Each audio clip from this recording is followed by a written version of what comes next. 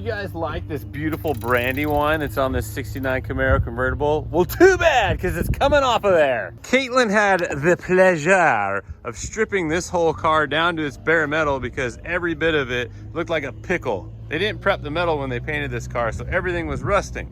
We were planning on repainting the car back to brandy wine. However, there's still rust bubbling even on the firewall. So this has got to get stripped too, but it's very intricate. So we're gonna sandblast it. Follow along as we show you how to properly strip something that's got rust underneath it and then treat it and get it ready for paint the right way.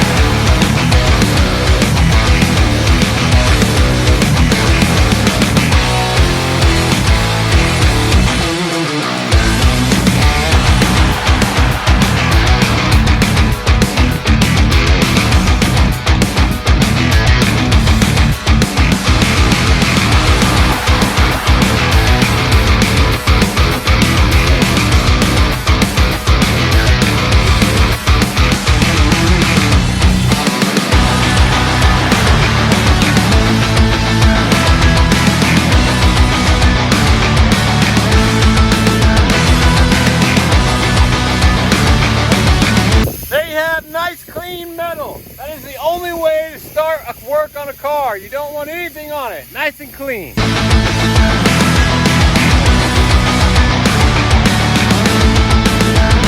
Well, Caitlin, we got the firewall sandblasted and you didn't have to sand anything. Nope.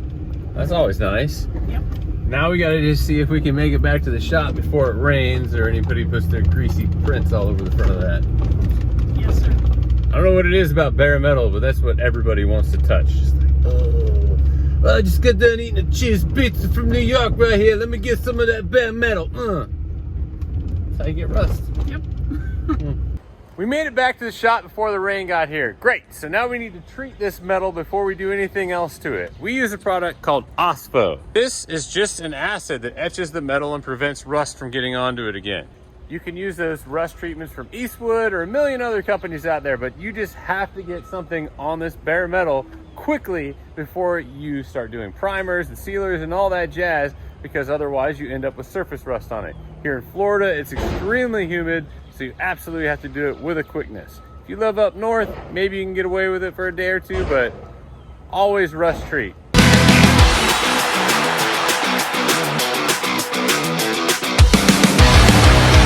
Easy peasy lemon squeezy. Let that sit for 24 hours and then clean it off with denatured alcohol. This can be neutralized by water, so wash your hands, afterwards to keep yourself from getting burned and everything. But don't put water on your bare metal. That's not gonna end well for you.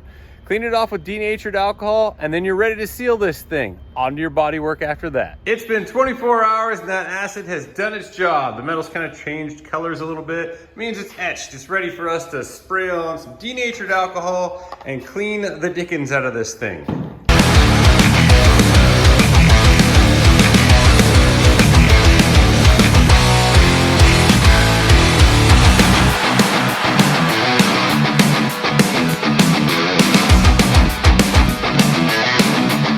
Now that it's all cleaned off, we're gonna let it dry for a little while, and then I'm gonna get it into a direct-to-metal sealer. Or you can use an epoxy, whatever you choose, but something that is actually waterproof. That's why it's called direct-to-metal. That means it locks in the metal underneath.